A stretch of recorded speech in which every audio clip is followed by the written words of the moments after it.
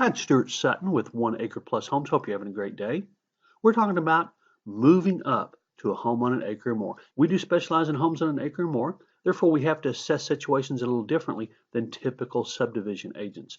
Many of your buyers, as a matter of fact, over 50% of your buyers are going to come from the local market, well over 50%.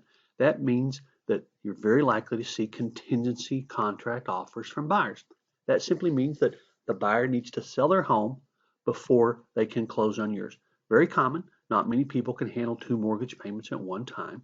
However, our market's very hot, and a lot of agents who work typical subdivisions won't consider contingency contracts, but it's very likely when you put your home in the market on an acre or more.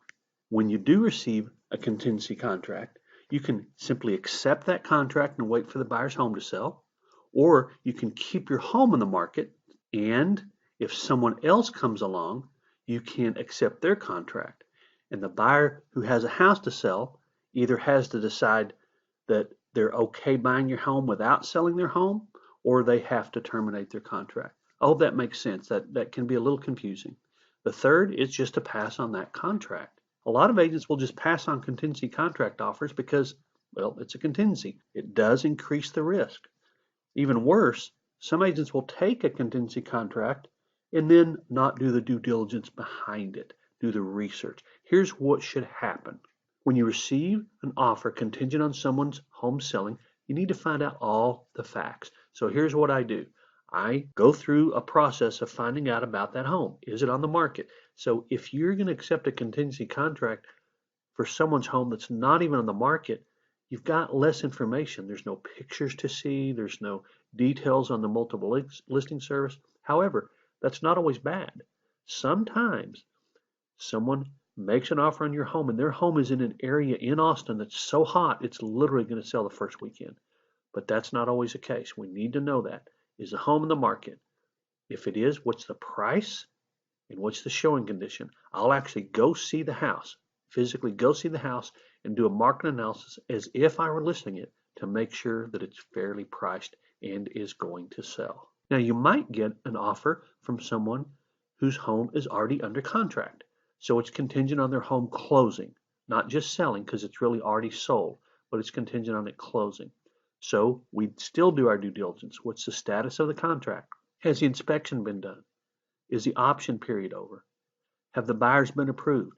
If not, I want to talk to the lender. I will pick up the phone and call not your buyer, but their buyer's lender. When's the close date? Is it in-state or out-of-state? Is it local?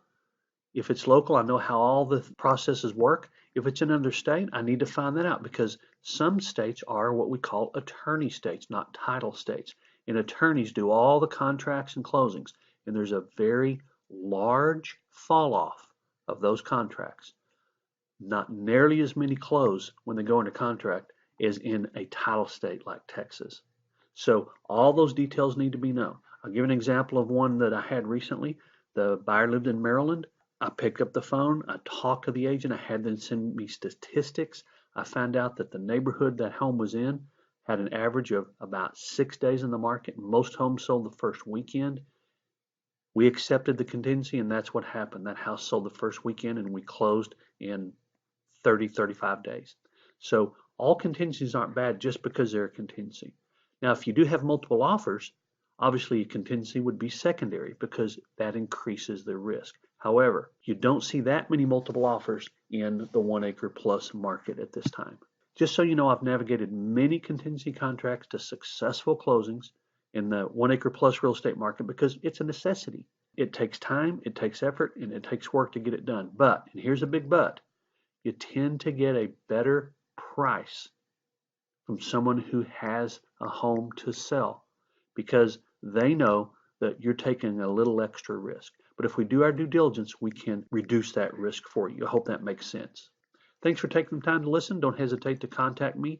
No hassle, no obligation. If you want to visit with me, preview my services, see my contact information on any of these pages. And thanks so much for your time. Bye-bye.